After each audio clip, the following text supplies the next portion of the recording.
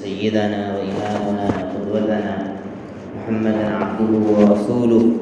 صلى الله تعالى عليه وعلى آله وأصحابه وأزواجه وذرياته وأهل بيته أجمعين وبارك وسلم تسليما كثيرا كثيرا. أما بعد، أعوذ بالله من الشيطان الرجيم.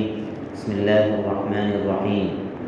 يا أيها الذين آمنوا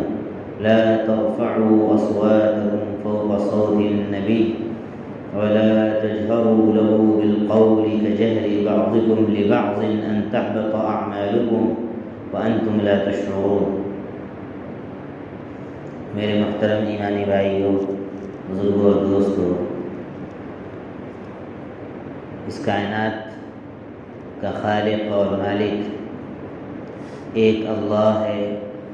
اس کے علاوہ کوئی بھی عبادت کے لائق نہیں ہے، اور اس کی اتنی بلند شان ہے اور اس کی اتنی تعریف کے کلمات ہیں کہ خود اللہ تعالیٰ نے قرآن مجید میں یہ بات ارشاد فرمائی ہے: اعوذ باللہ من الشیطان الرجیم، قل لو كان البحر مدادا لكلمات ربی، اے نبی جی کہہ دیجئے کہ اگر سمندر روشنائی بن جائے میرے رب کے کلمات کے لیے، لنفد البحر قبل ان تنفد کلمات ربی، تو سمندر خشک ہو جائے گا، جتنے دنیا میں درخت ہیں سب کے قلم بنا لیے جائیں۔ دوسری آیت میں ہے وَلَوْ أَنَّ مِنْ شَجَرَةٍ أَقْلَامٌ وَالْبَحْرُ يَمُدُّهُ مِنْ بَعْدِهِ سَبْعَةُ أَبْحُرٍ، اور سمندر جتنے ہیں اور پھر 7 سمندر اور ملا لیے جائیں اور اللہ کے کلمات، اللہ کی تعریف لکھا جائے، لنفد البحر، سمندر ختم ہو جائے گا، خشک ہو جائے گا، قبل ان تنفد کلمات ربی، اس سے پہلے کہ میرے رب کے کلمات ختم ہوں، وَلَوْ جِئْنَا بِمِثْلِهِ مَدَدًا۔ تو اللہ تعالیٰ کی تعریف ختم نہیں ہو سکتی۔ اللہ تعالیٰ کی تعریف نہ کوئی بیان کر سکتا ہے اور نہ کوئی پوری تعریف اس کی سن سکتا ہے۔ تو سب سے بلند و بالا جو ذات ہے وہ اللہ تعالیٰ کی ہے، اور وہی اللہ آسمانوں میں بھی ہیں، وہی اللہ زمین میں بھی ہیں، وہی اللہ زمین آسمان کے جو درمیان ہے اس کے بھی وہی اللہ ہے۔ اور اللہ کے بعد خود اللہ تعالیٰ نے اگر اس کائنات میں کسی کا رتبہ اور مقام رکھا ہے تو وہ ہم سب کے آقا، ہم سب کے نبی، ہم سب کے رسول حضرت محمد مصطفیٰ صلی اللہ علیہ وسلم ہے، جو تمام نبیوں کے سردار ہیں، اور جو نبی الثقلین ہیں، وہ جنات کے بھی نبی ہیں، انسانوں کے بھی نبی ہیں، اور جو خاتم المرسلین ہیں، جن پر نبوت کا سلسلہ ختم کر دیا اللہ تعالیٰ نے، اور آپ صلی اللہ علیہ وسلم کے بعد کوئی نبی اس دنیا میں نہیں آیا، اور جو صاحب معراج ہیں، اللہ تعالیٰ نے اپنے پاس بلایا، عند سدرۃ المنتہی، سدرۃ المنتہی کے پاس بلایا، اور اللہ نے اپنے سے قریب کر لیا، اور جو صاحب مقام محمود ہیں کل قیامت میں، جن کو اللہ تعالیٰ ایک خاص مقام عطا فرمائے گا،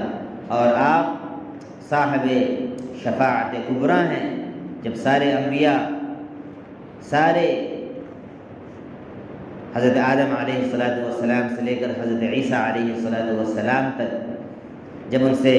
ان کی امتیں جائیں گی کہ سفارش کر دیجئے اللہ تعالیٰ سے، ہمارے بارے میں بات کر کے بخشوا دیجئے، ہمیں سفارش کر دیجئے، تو سارے انبیاء خاموش ہوں گے اور کہیں گے ہم نہیں کر سکتے ہیں، آج ہماری یہ مجال نہیں ہے۔ اور اخیر میں پھر حضرت ابراہیم علیہ السلام غالباً یا حضرت عیسیٰ علیہ السلام کہیں گے کہ جاؤ آخری نبی حضرت محمد صلی اللہ علیہ وسلم کے پاس اور ان سے جا کر کہو۔ جب سارے لوگ آئیں گے اور ان سے کہیں گے، نبی پاک صلی اللہ علیہ وسلم سے، اللہ کے نبی صلی اللہ علیہ وسلم عرش کے پاس سجدے میں گر جائیں گے، اور ایسی تعریف اللہ کی بیان کریں گے کہ خود آپ صلی اللہ علیہ وسلم نے فرمایا حدیث میں کہ اس سے پہلے میں نے بھی اللہ کی ویسی تعریف نہیں کی تھی، اس دن اللہ مجھے سجھائے گا، سکھلائے گا اپنی تعریف، اور پھر اللہ تعالیٰ کی رحمت جوش میں آ جائے گی، اور اللہ تعالیٰ فرمائے گا ارفع رأسک، اے محمد اپنے سر کو اٹھائیے سجدے سے، اپنے سر کو اٹھائیے، اشفع تشفع، سفارش کیجیے، آپ کی سفارش قبول کی جائے گی۔ اور پھر نبی پاک صلی اللہ علیہ وسلم جس کے بارے میں بھی سفارش کر دیں گے، اللہ تعالیٰ ان لوگوں کو بھی جن کے بارے میں جہنم کا فیصلہ ہو چکا ہوگا، اللہ تعالیٰ جنت میں داخل فرما دیں گے۔ جس کے سینے میں ذرہ برابر بھی ایمان ہوگا، نبی پاک صلی اللہ علیہ وسلم کی سفارش اس سے حاصل ہوگی۔ آپ صاحب شفاعت کبریٰ ہیں، یہ بڑی شفاعت آپ صلی اللہ علیہ وسلم کو اللہ تعالیٰ عطا فرمائے گا۔ باقی چھوٹی چھوٹی شفاعتیں، چھوٹی چھوٹی سفارشیں اور انبیاء بھی کریں گے بعد میں، پھر علماء بھی کریں گے، حافظ بھی کریں گے، بہت سارے درجات ہیں، لیکن جو سب سے بڑی شفاعت ہوگی اور جس شفاعت کی بنیاد پر اللہ تعالیٰ جہنم والوں کو اٹھا کر جنت میں داخل فرمائیں گے اور آپ کی سفارش کو قبول فرمائیں گے، وہ صرف ہمارے آقا حضرت محمد مصطفیٰ صلی اللہ علیہ وسلم کی ذات گرامی ہے، اور آپ صاحب حوض کوثر ہیں۔ اعوذ باللہ من الشیطان الرجیم، انا اعطیناک الکوثر، اے نبی جی ہم نے آپ کو کوثر عطا کیا ہے۔ ایک تفسیر تو اس کے مفسرین نے یہ لکھی ہے کہ ہم نے آپ کو خیر کثیر عطا فرمایا ہے، بہت بھلائی آپ کو عطا فرمائی ہے، اور دوسرا مطلب یہ بیان کیا ہے کہ آپ کو حوض کوثر عطا فرمایا ہے۔ حوض کوثر کیا ہے؟ حوض کوثر وہ ایسا حوض ہے کہ اس کے جو جام ہوں گے، جو گلاس ہوں گے، وہ ایسے روشن اور ایسے قیمتی دھات کے بنے ہوئے ہوں گے کہ اس سے جب آدمی پی لے گا تو پھر انسان کو پیاس نہیں لگے گی۔ نبی پاک صلی اللہ علیہ وسلم اپنے ہاتھوں سے کوثر کا جام پلائیں گے ہم امتیوں کو، ہم گناہگار امتیوں کو، اور ہم دنیا میں اعتراف کریں،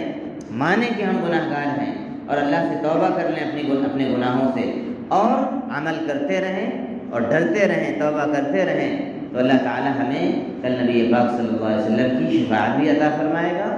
اور اللہ کے نبی صلی اللہ علیہ وسلم کے مبارک ہاتھوں سے حوض کوثر کا جام بھی عطا فرمائے گا۔ شرط یہ ہے کہ ہم اپنے کو ایمان پر مضبوط رکھیں، گناہ ہو جائے تو فوراً توبہ کریں۔ مومن کی یہ شان ہی نہیں ہے کہ گناہ کے بعد وہ یوں ہی بیٹھا رہے اور اپنے گناہ پر اصرار کرے، ہٹ دھرمی کرے، یہ مومن کی پہچان نہیں ہے۔ مومن کی پہچان تو یہ ہے کہ جب گناہ ہو جاتا ہے تو پھر اس کے اندر ایک بے چینی کی کیفیت پیدا ہو جاتی ہے، ایک بے چینی کی کیفیت پیدا ہو جاتی ہے، جب تک اللہ تعالیٰ سے توبہ نہیں کر لیتا ہے اس کو چین نہیں آتا ہے۔ تو اس طریقے سے جب ہم زندگی گزاریں گے اور نبی پاک صلی اللہ علیہ وسلم سے محبت رکھیں گے اور آپ پر درود پاک کی کثرت کریں گے اور آپ کی ایک ایک سنت کو معلوم کر کے اپنی زندگی میں داخل کریں گے، تو اللہ تعالیٰ ہمیں کل قیامت میں یہ ساری دولتیں اور ساری نعمتیں اللہ تعالیٰ عطا فرمائے گا۔ یہ بات میں نے اس لیے بھی عرض کی، ایک بات ہمیشہ ذہن میں رکھیے، نبی پاک صلی اللہ علیہ وسلم کا مقام اللہ کے بعد سب سے زیادہ ہے۔ اس وقت یا ہر زمانے میں صحیح علم نہ ہونے کی وجہ سے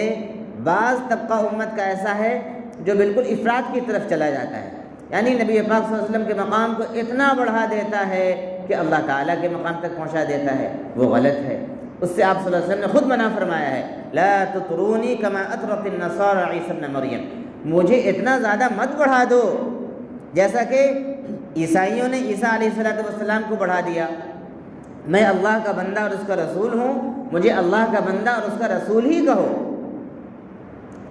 تو افراد بھی غلط ہے اور دوسری طرف تفرید بھی غلط ہے۔ اگر خدا نخواستہ کوئی آپ صلی اللہ علیہ وسلم کے مقام بلند کو نہ جان کر کوئی ایسی بات اپنی زبان سے نکال دے جو آپ صلی اللہ علیہ وسلم کی شان میں گستاخی ہو جائے، تو یہ پورے نیک اعمال کو اکارت اور ضائع کرنے والا عمل ہے۔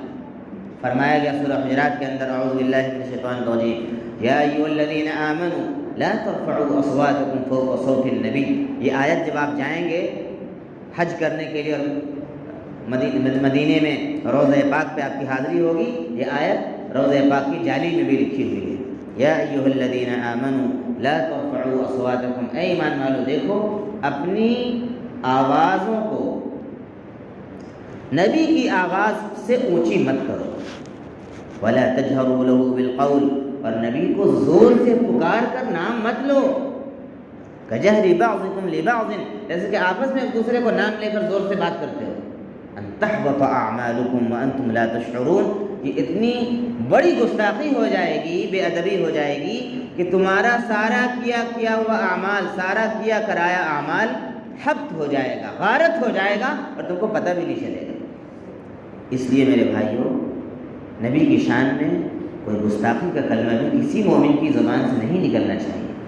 افراط اور تفریط کے درمیان جو اعتدال کا راستہ ہے، جو صحابہ کرام نے سکھلایا اور جو تابعین نے سکھلایا، تبع تابعین نے سکھلایا اور ہر زمانے کے نیک بندوں اور اولیاء کرام نے سکھلایا ہے، وہی راستہ اصل ہے، وہی راستہ اللہ کے ہاں مقبول اور مطلوب ہے کہ اللہ کے بعد نبی پاک صلی اللہ علیہ وسلم سے محبت کی جائے، آپ کی اطاعت کی جائے، آپ کی سنتوں کی پیروی کی جائے، اور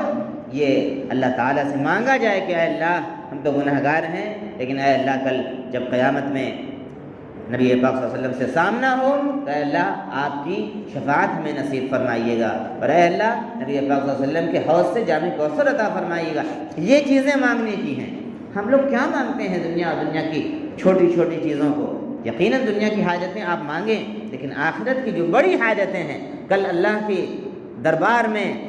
عدالت میں بلا حساب و کتاب اے اللہ چھوڑ دیجیے گا، اور اے اللہ ہم کو پلسرات پر بجلی کی طرح پار کر دیجیے گا، اے اللہ داہنے ہاتھ میں نامہ اعمال دیجیے گا۔ یہ بڑی بڑی چیزیں مانگنے کی ہیں اللہ تعالیٰ سے۔ اصل معاملہ آخرت کا ہے میرے بھائیوں۔ اللہ تعالیٰ ہم سبوں کو ان باتوں کو سمجھنے کی اور کہنے سے زیادہ سننے سے زیادہ عمل کرنے کی توفیق عطا فرمائے۔ آمین۔ وآخر دعوانا الحمد للہ۔